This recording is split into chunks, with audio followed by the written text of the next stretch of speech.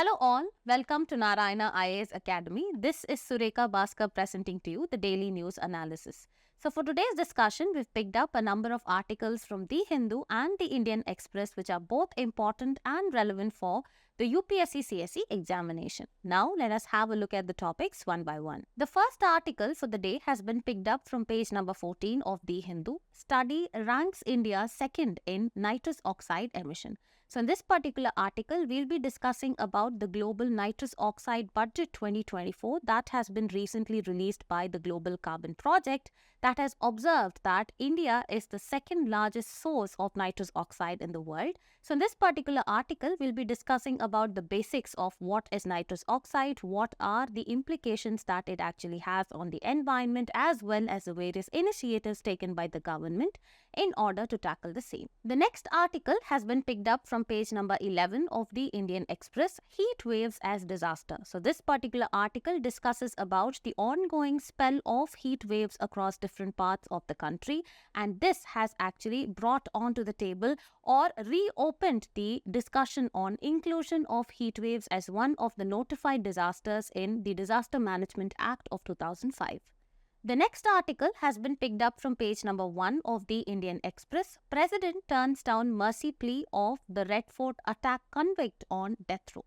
So this particular article discusses about the President of India, Ms. Draupadi Murmu, having turned down the mercy petition that has been filed by the Red Fort attack convict, Mohammed Arif, who is believed to be a Pakistan national as well as a member of the Lakshari Taiba, and this article discusses mainly about what is this mercy petition and this mercy plea and what are the constitutional provisions that actually give the power to the president and how is it different from that of the governor. The fourth article has been picked up from page number 9 of the Indian Express. 3 states seek shrinking of eco-sensitive areas in Western Ghats. So in this particular article, we'll be discussing about how the central government has actually proposed the eco-sensitive areas in 6 states that actually include Karnataka, Maharashtra as well as the state of Goa.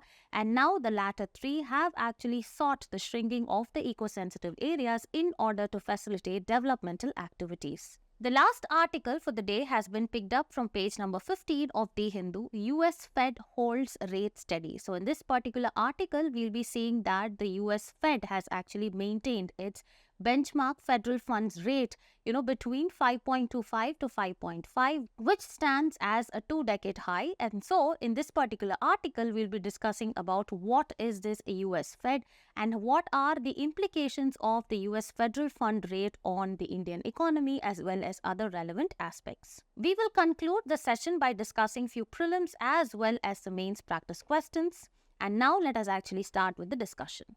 The first article that we'll be discussing about is Study ranks India second in nitrous oxide emissions. So this particular article discusses about the recently released Global Nitrous Oxide Budget 2024 by the Global Carbon Project, which has actually observed that India is the second largest source of nitrous oxide emissions in the world.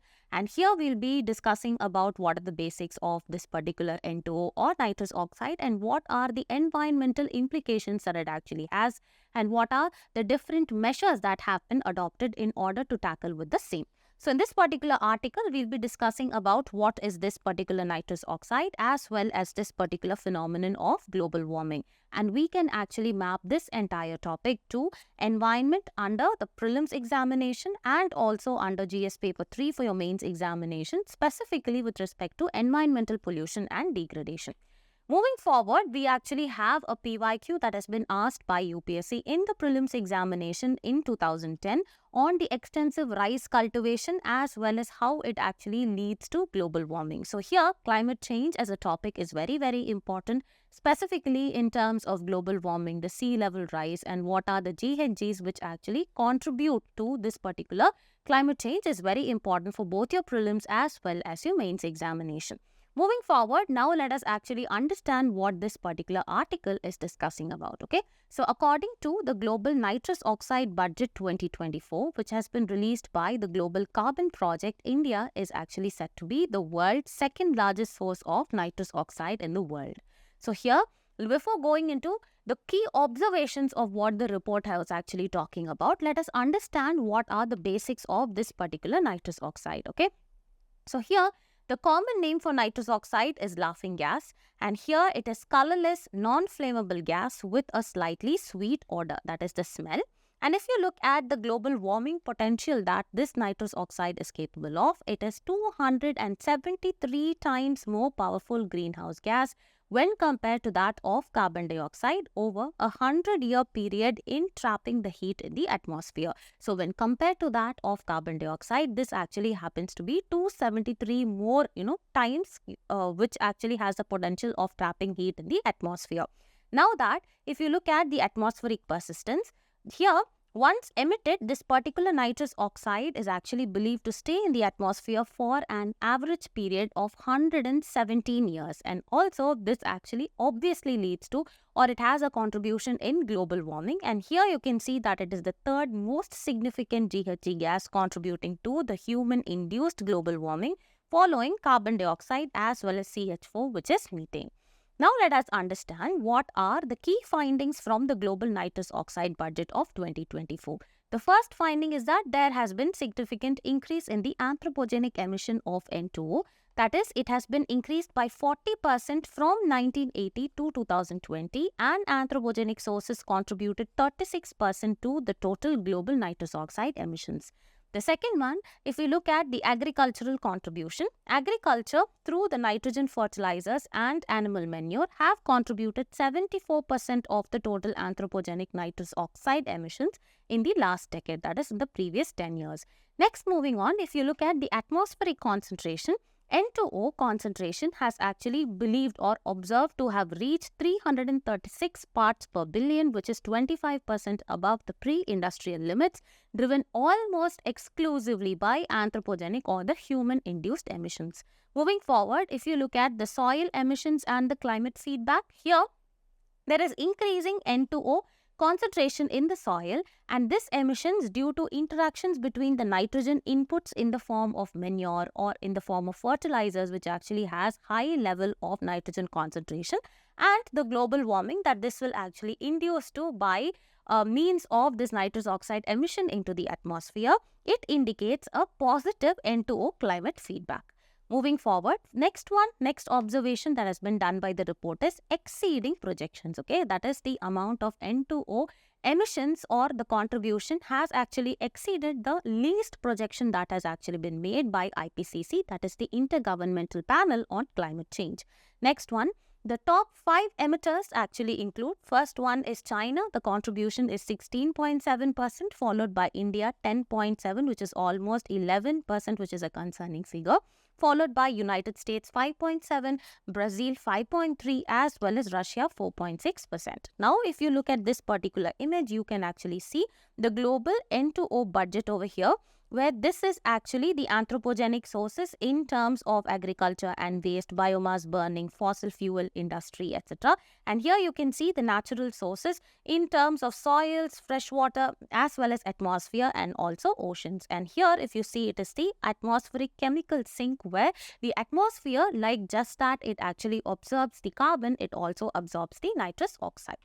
Now moving forward, let us understand what are all the major sources of nitrous oxide. First one, let's understand the natural sources as we actually saw in the figure. First one, soils, fresh water and atmosphere, where here microbial processes in the soils and water bodies naturally produce N2O through the process of nitrification as well as denitrification. Moving on, oceans. Marine microbial activities actually takes place in the oceans. This also generates N2O as part of nitrogen cycle in ocean environments. Moving forward, anthropogenic sources. First one is agriculture and waste. Okay, here there are a lot of emissions primarily that arise from the use of nitrogen fertilizers, and if there is not a proper management of animal manure, then this also leads to increased emissions or release of N2O into the atmosphere. Next one, there is burning of biomass, where the combustion of organic matter actually takes place, such as the forest fires as well as the agriculture residue burning. This releases N2O. Next one is fossil fuel and industry. Here there are industrial processes including the production of nitric acid as well as burning of fossil fuels, which also result in the emission of nitrous oxide. Next one is nitrogen deposition, freshwater and coastal, which actually means there's deposition of reactive nitrogen compounds in the atmosphere into water bodies. That is, there is deposition of reactive nitrogen compounds from the atmosphere into the water bodies that leads to the N2O emissions, and also climate and land use feedback. Here, changes in the land use as well as climate alter the soil conditions and the microbial activity, enhancing the release of nitrous oxide. Moving forward, let us look at few of the implications or the environmental impacts of nitrous oxide over here. The first one, it leads to global warming because nitrogen oxide or nitrous oxide contributes to enhanced greenhouse effect. Okay. Moving on, there is ozone depletion. How is that? This N2O actually reacts with the oxygen atoms which are present in the stratosphere. That leads to the formation of the nitric oxide radicals that further catalyzes or enhances the destruction of ozone molecules. Next one is the soil nutrient imbalance is there because when there is excess of deposition of nitrous oxide in the form of fertilizers or the manure that we use, there are nutrient imbalances in the soil affecting the health of the soil as well as the productivity of the soil.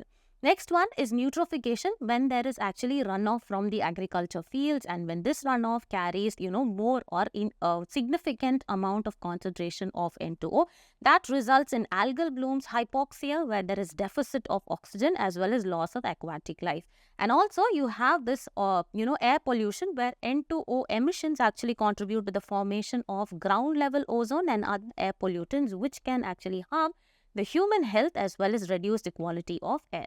And finally, there is this climate feedback where the N2O emissions can actually create positive feedback loops where the warming temperature further increases the nitrous oxide emissions from the soil, and this is set to further accelerate the climate change. Finally, what is the conclusion that we can actually draw from the observations of this particular report is that it underscores the critical need for India in order to reform the agriculture practices in terms of, reducing the concentration of nitrogen in the fertilizers or the manure that we actually use, and also in terms of providing the fertilizer subsidies in order to reduce the N2O emissions, and also we can protect the water sources and align with that of the global climate goals. The next article that we'll be discussing about is heat waves as a disaster. Okay, so the concept of heat waves, how does it actually occur? What are all the climatic factors or the driving forces behind this formation of heat waves? All that have been discussed in a number or the previous DNA videos.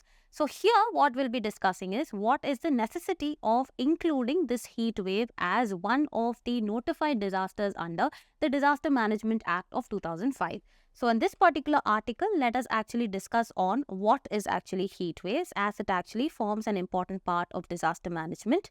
And this entire topic can actually map to GS Paper 3, Environment, Pollution and Degradation, as well as Disaster Management for the mains examination. So moving forward, if we actually look at the previous year question, in the year 2013, there has been a question on the causes of formation of the heat islands in the urban habitat. So here, formation of heat islands and why are the urban areas considered to be the concrete jungles, and what impact does it actually have on these particular formation of heat islands are very, very important specifically for your mains examination. Now let us understand what this particular article is discussing about. Okay, so the ongoing spell of extreme heat in many parts of the country has once again reopened discussions on the inclusion of this particular heat wave phenomenon as one of the notified disaster under the Disaster Management Act 2005. So this is easily understandable. Okay, so that is, there is a necessity, that is, discussions have actually been going on, debates are going on including heat waves as one of the notified disasters under the Disaster Management Act.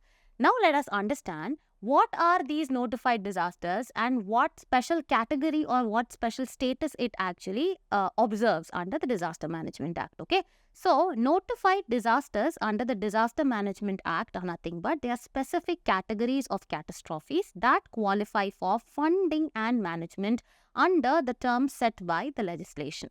Moving forward, these disasters are actually defined as events that cause significant human loss, material loss, economic or environmental losses which exceed the ability of the affected community in order to cope up naturally using its own resources. So beyond, coping up with our own resources, in case if we actually need funding and management from the government, sources, then that is when they will actually notify a disaster as notified disasters under the Disaster Management Act of 2005. So currently, there are 12 categories of disasters notified under this act, which actually includes the cyclones, drought, earthquake, fire, flood, tsunami, hailstorm, landstorms, then avalanche, cloudburst, then pest attack, as well as frost and cold waves. Moving forward, now let us understand what is this implication of notifying a particular disaster as a notified disaster. First one, when a disaster is notified under DM Act, that is the Disaster Management Act, it allows the affected states to access the funds from the NDRF, that is the National Disaster Response Fund, as well as the State Disaster Response Fund in order to manage and mitigate the effects of the disaster. Next is, these funds are intended to be used for response, relief and rehabilitation measures, okay?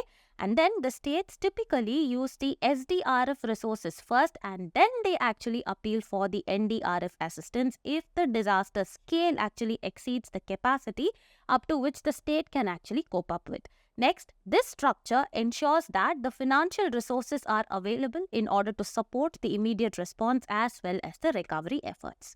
Moving forward, why this particular heat waves were not included as disasters before, and why is it actually necessary to include them under the notified disasters now? First one, heat waves were not originally included as notified disasters because they were considered as regular summer occurrences rather than unusual or extreme events when the Disaster Management Act actually came into existence, or when it was formulated back in 2004-2005, okay?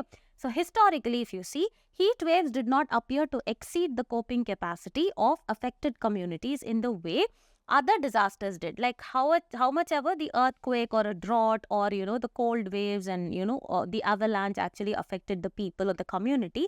Heat waves were actually not seen as affecting people to that degree.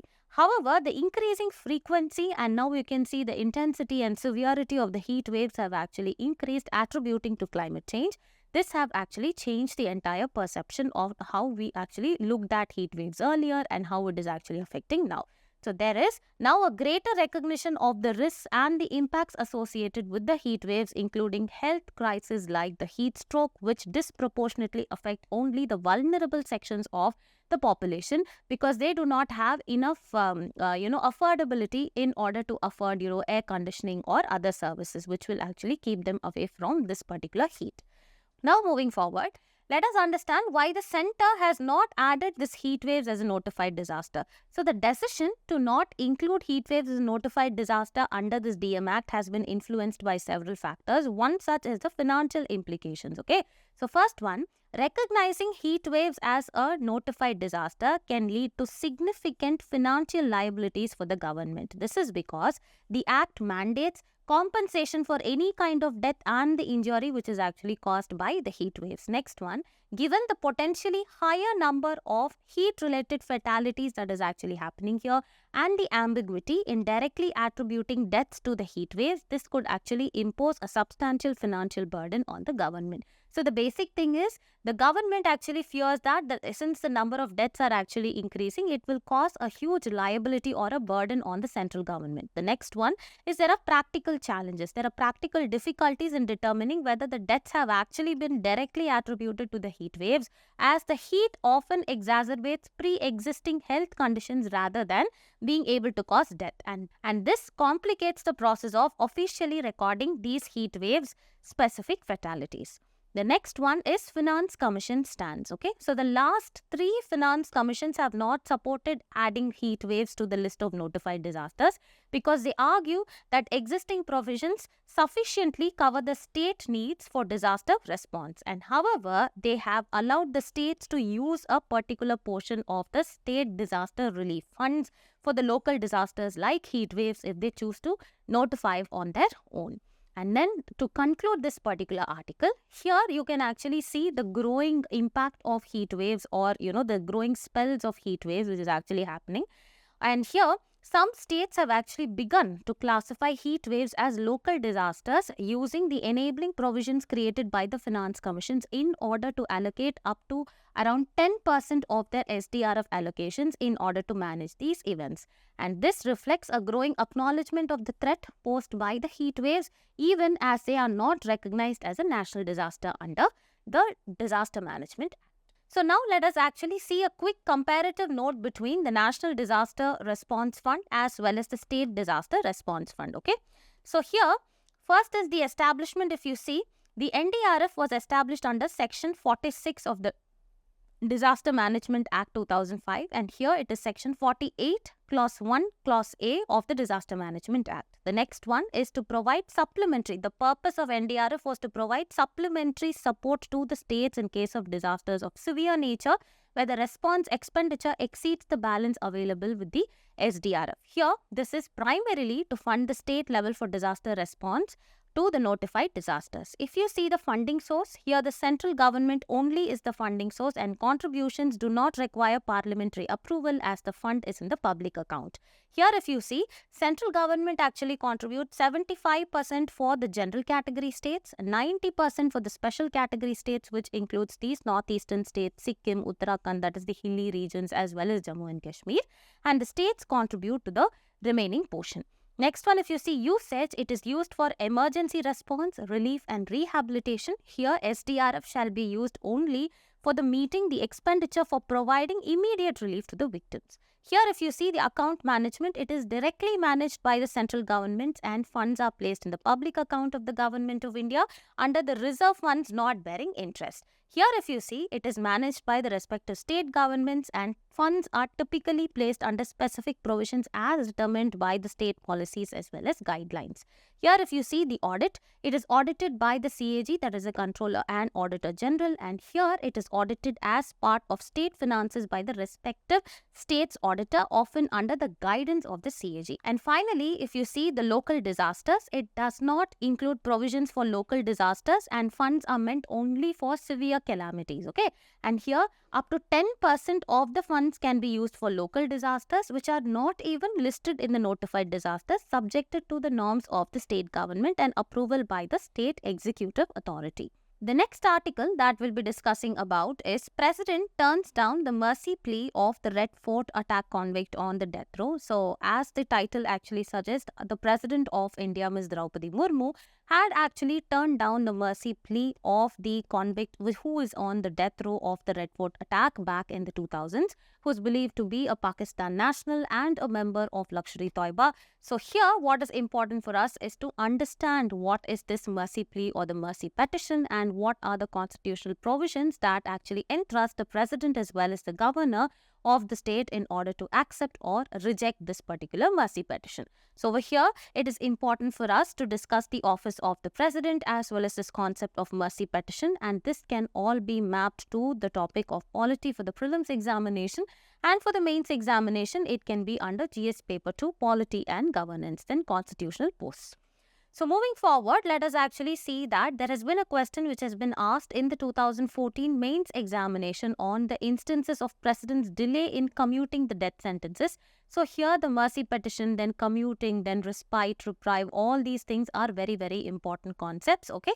So moving forward, let us understand what this article is actually talking about. The president has turned down the mercy petition of Mohammed Arif, a Pakistani national and a member of the LET, that is the Lashkar-e-Toiba, who was sentenced to death in the year 2000, that is December 2000 Red Fort attack, in which 3 army personnel were actually killed. So what is important for us to understand from this article is what is this concept of mercy petition.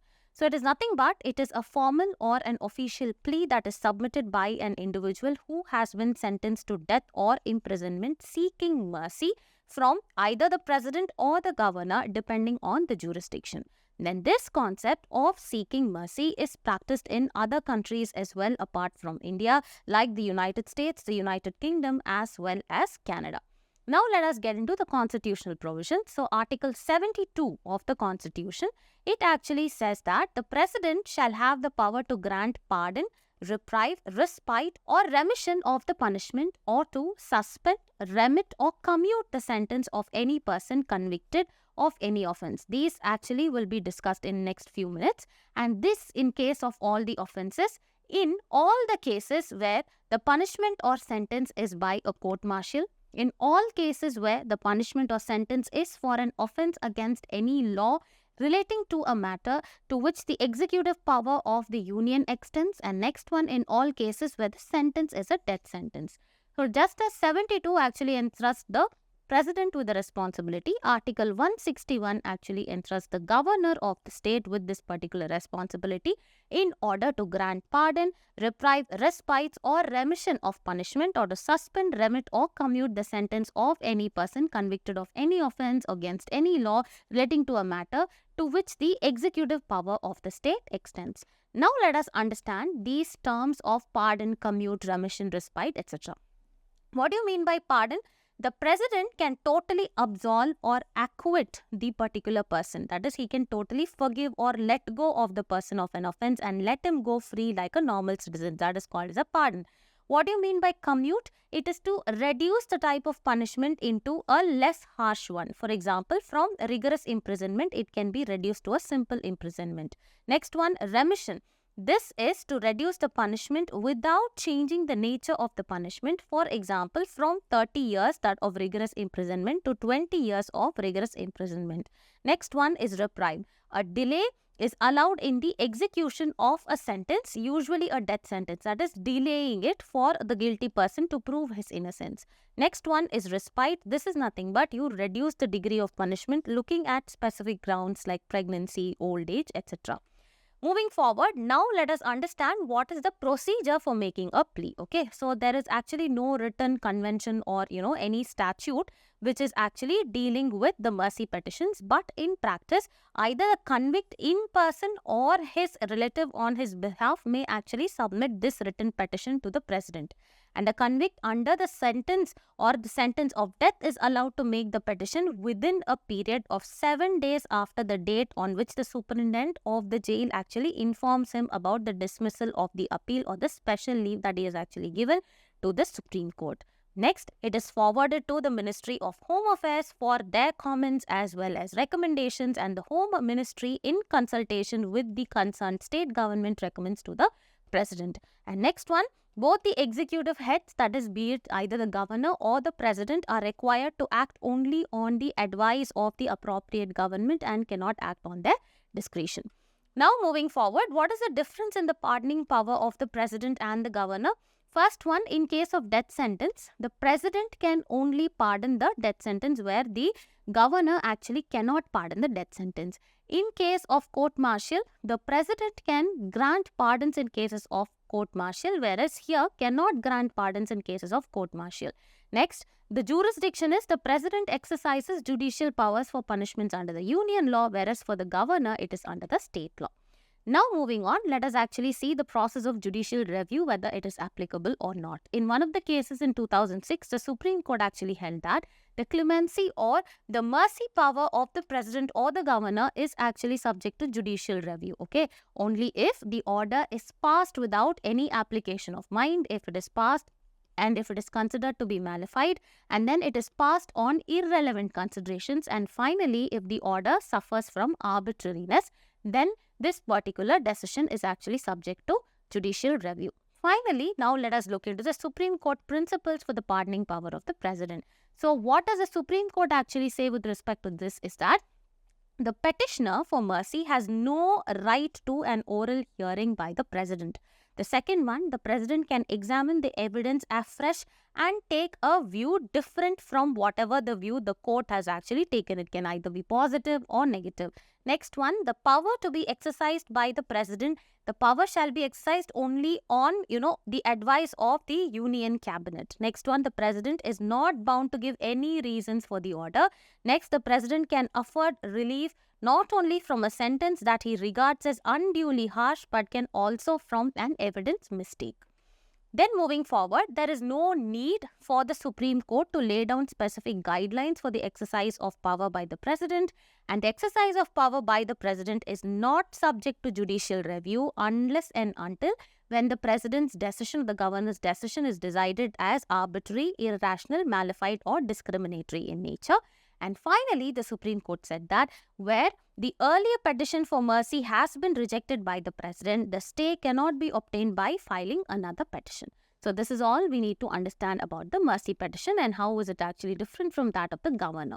The next article that we'll be discussing about is 3 states, namely Karnataka, Maharashtra as well as Goa, seek shrinking of these eco-sensitive areas in Western Ghats. So what is the takeaway for us from this particular article is to understand what are these eco-sensitive areas and what are the committees that were actually set up in order to recommend these eco-sensitive areas and protection of Western Ghats. Okay, so moving forward, in this particular article, we'll be discussing about economic development versus environmental conservation. So that is how it is relevant for the exam, and we can actually map this to mains under GS paper 3 environmental conservation. And it is also relevant, that is Western Ghats is actually important under environment and ecology for your prelims examination. So moving forward, if you actually see in 2016, there has been a prelims question on the Gadgil committee report as well as Kasturi Rangan committee report. Sometimes seen in news, it is relevant to which of the following. So these kind of reports and indices, and it is related to which of the following dimensions or the areas are very, very important specifically for your prelims examination. Now moving forward, let us understand what this particular article is discussing about. So as I told you, Karnataka, Maharashtra and the state of Goa are among the 6 states where the centre had proposed this eco-sensitive areas in the Western Ghats. And these 3 states are actually saying that we need to shrink this, eco-sensitive areas in order to facilitate some of the developmental activities which are beneficial for the economic growth of the states. So now let us see what are these eco-sensitive areas, okay? So eco-sensitive areas basically are the regions that require special protection because of their ecological significance. And also the purpose of designating these areas is in order to conserve the biodiversity, is to protect the environmental values as well as regulate all the kind of activities that are actually taking place there, specifically in case of any development of infrastructure, etc., that will actually cause significant ecological damage, okay? So, if you see in case of Western Ghats, this is actually the Western Ghats which is actually spanning across 6 states. This is very, very important. Which are the states? Starting from Gujarat, Maharashtra, Goa, Karnataka, Kerala as well as Tamil Nadu. Okay, so this entire stretch has been proposed to be considered as the ESA, that is the ecologically or eco-sensitive areas. And it is actually, that is, this Western Ghats is actually important example of ESA because of its biodiversity, the unique ecosystem, and also due to the presence of numerous endemic species.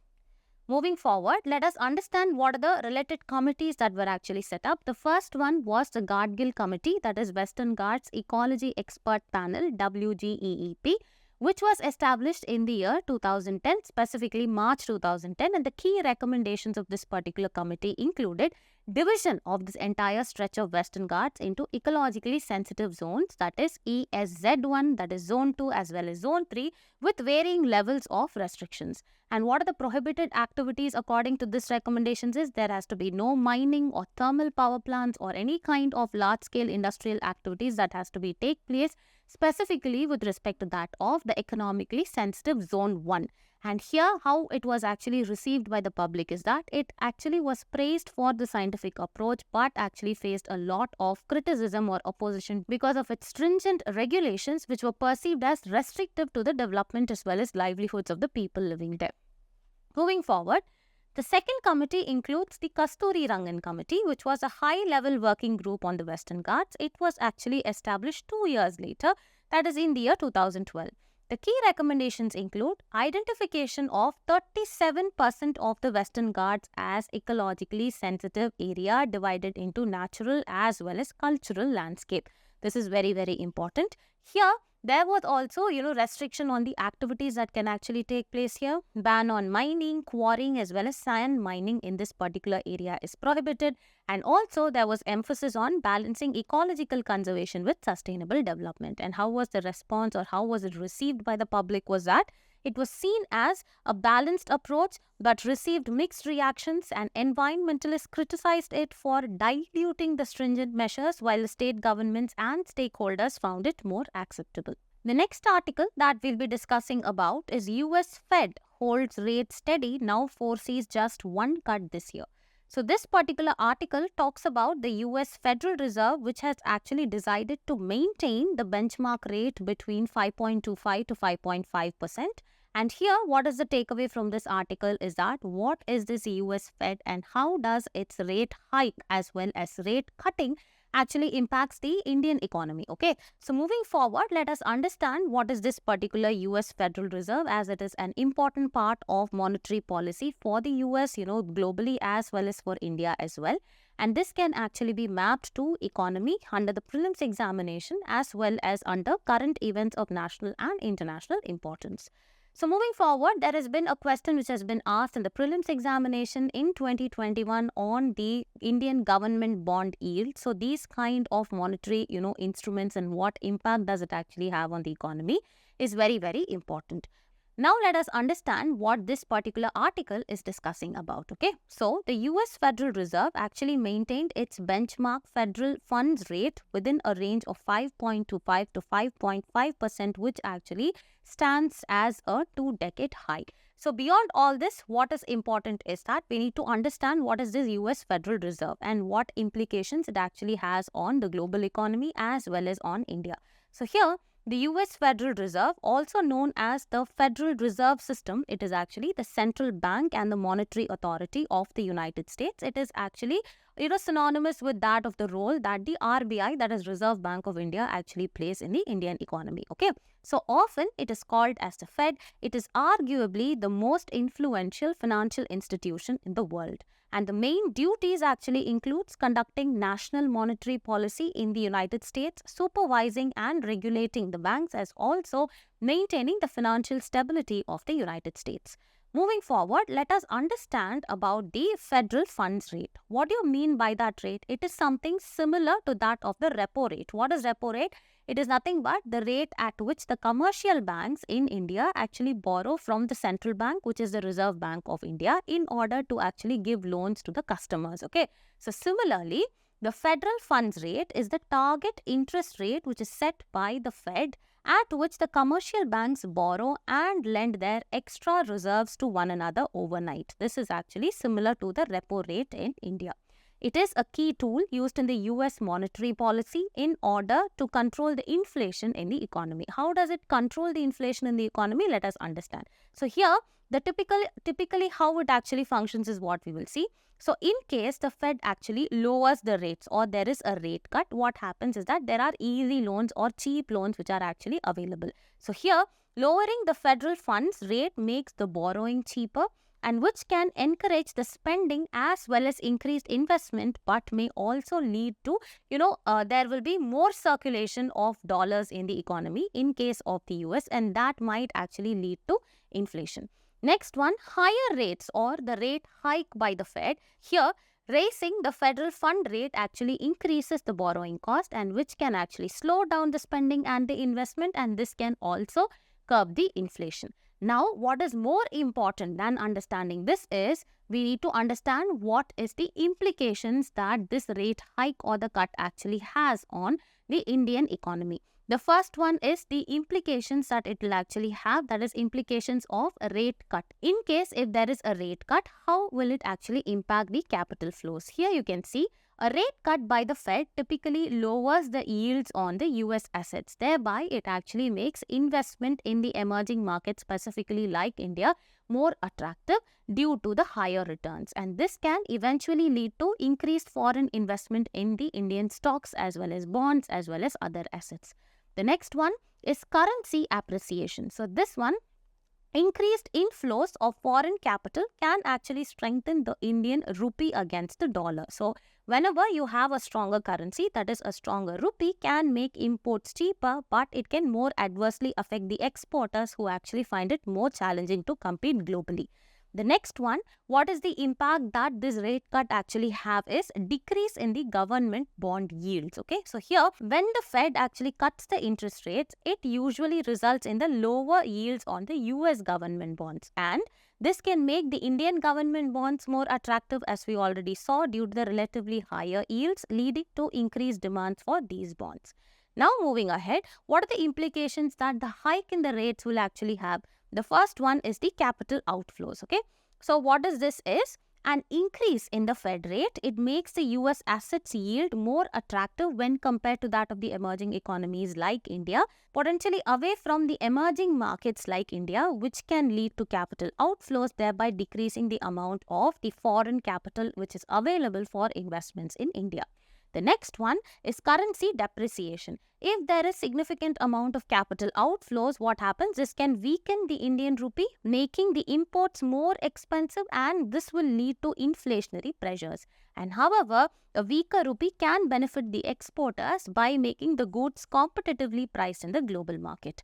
And the last one is increase in government bond yields. If there is a rate hike in the US, it can lead to higher yields in the US government bonds, and this might actually, however, reduce the attractiveness of the Indian bonds unless their yields actually increase correspondingly. Therefore, the Indian government bond yields may rise or it may actually increase as a result in order to maintain the investor interest. Now let us solve few prelims as well as mains practice question. The first question reads, with reference to the eco-sensitive areas in the Western Ghats and the related committees, consider the following statements. The Gadgil committee recommended the division of the Western Ghats into ecologically sensitive zone of Z1, Z2, Z3. Yes, this is correct. The Kasturi Rangan committee identified 50% of the Western Ghats as ESA. This is actually wrong. So here only the first statement is correct. So the answer will be option A. So moving on, the second question with reference to that of the nitrous oxide, consider the following statements. It is colorless, non-flammable gas with a slightly sweet odor. Yes, this is correct. It is the second most significant. No, this is actually third most after carbon dioxide and methane. So since only the first statement is correct, the answer will be option A. Moving forward, the third question reads, consider the following statements. Cold waves and heat waves are among the notified disasters. No, heat waves aren't. So this statement is actually wrong. The State Disaster Response Fund shall be used only for meeting the expenditure for providing immediate relief to the victims. Yes, this is correct. The CAG can audit the National Disaster Response Fund. Yes, this is also correct. Since statements 2 and 3 are correct, the answer will be option B. So moving forward, the fourth question actually reads, how many of the following may be the implications of US Fed rate hike on the Indian economy? So if you would have actually followed our detailed discussion on what implications that the US Fed the rates actually have on the Indian economy. Capital outflows, yes. The currency appreciation, no, this is actually wrong. The costlier imports, yes, this is actually right. And decrease in the government bond yields, this is also wrong. So since only 1 and 3 are correct, only 2 of them are actually correct. So the answer is option B. Now the fifth prelims question is, with reference to the pardoning power of the president, consider the following statements. The petitioner for mercy has no right to an oral hearing of the president. Yes, this is correct. The power is to be exercised by the president on the advice of the union cabinet. This is also correct. The exercise of power by the president is not subject to judicial review. This is wrong. It is subject to judicial review. So since statement 1 and 2 are correct, the answer will be option A. Now moving on to the mains practice question. The question reads, what are notified disasters, and critically elucidate the need for including heat waves as notified disasters. So here the approach answer is classified as usual into introduction, the body as well as the conclusion. And in the introduction, we will be discussing about or define the notified disasters as per the DM Act and highlight their significance in disaster management and funding. Moving on, in the body, we'll be discussing about the notified disasters. That is, we'll actually list the current categories of notified disasters under the DM Act. That is, 12 of them are there. And then what is the importance of notifying them can be discussed. And also, what are the arguments for including heat waves right now, like increased frequency is there, the severity is there due to the climate change.